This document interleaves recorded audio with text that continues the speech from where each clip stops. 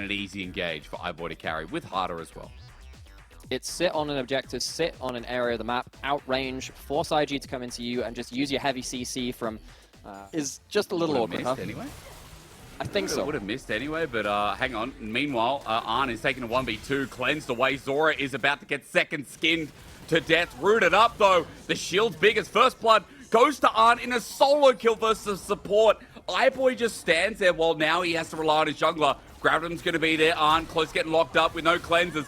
Q misses from Xiaohao. The Arctic Assault still helps iBoy find them up. So, gold actually in favor of iBoy right now, it feels like.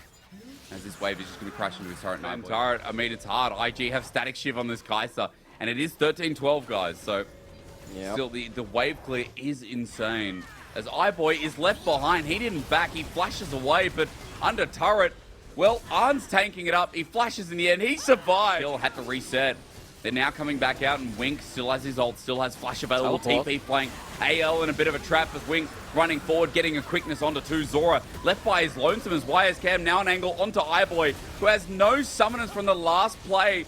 iBoy just in no man's land. Some minions to that tower, just as Arn is doing on this bot side. So AL, they're the ones which are kind of flubbing the first couple of fights in the game. Been caught out a couple of times now as he walks in, and IG making the move. This time the Q flash does work with Charm following up. Nice from IG. Wink backline again onto iBoy, but the depth charge was massive onto Arn. He'll die to a permafrost as Zora manages to climb out of there as well. Crying trying to jump back in with a Spirit Rush, but they are falling behind in gold. Should be able to capitalize on this with harder getting top turret, but Xiaohao's coming in as Sun turret goes up. Meanwhile, Zora's caught out. Everfrost and bopped around. He doesn't get to move. That top side.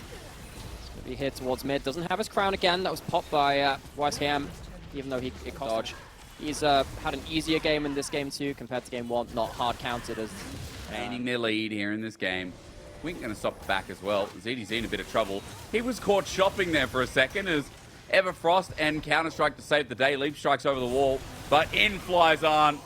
Free kill. Individual uncharacteristic mistakes from the last few series anyway. I mean, this is not the same AL from... Towards top side.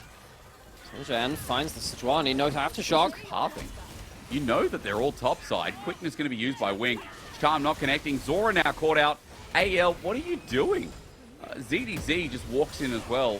I mean, why would Jen is already 3/4 of the way through it. ZDZ walking up as YSCam tries to zone him away. That's teleport from IG as well as Tianjen will just find this on the back of the pit and then look to run out or maybe look for the fight. iBoy grabbed him. There's the ulti onto this Aphelios and overflies Crying.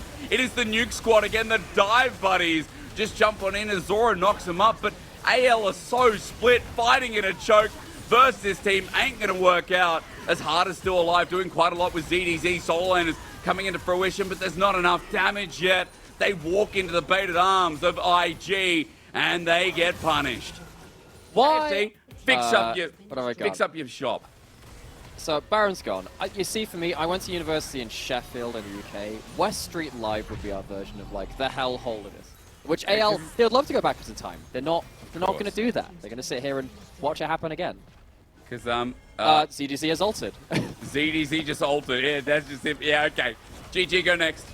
Of course, you know, not the best theory, not the most, I guess, the smart. I don't know about the theory, but still fun. As AL don't have a Jax ulti. Let's just go to the next one, I guess, because IG are 9,000 gold up. AL have looked shocking this game, to say the least. And IG have really cleaned up their gameplay. I think that's a good positive.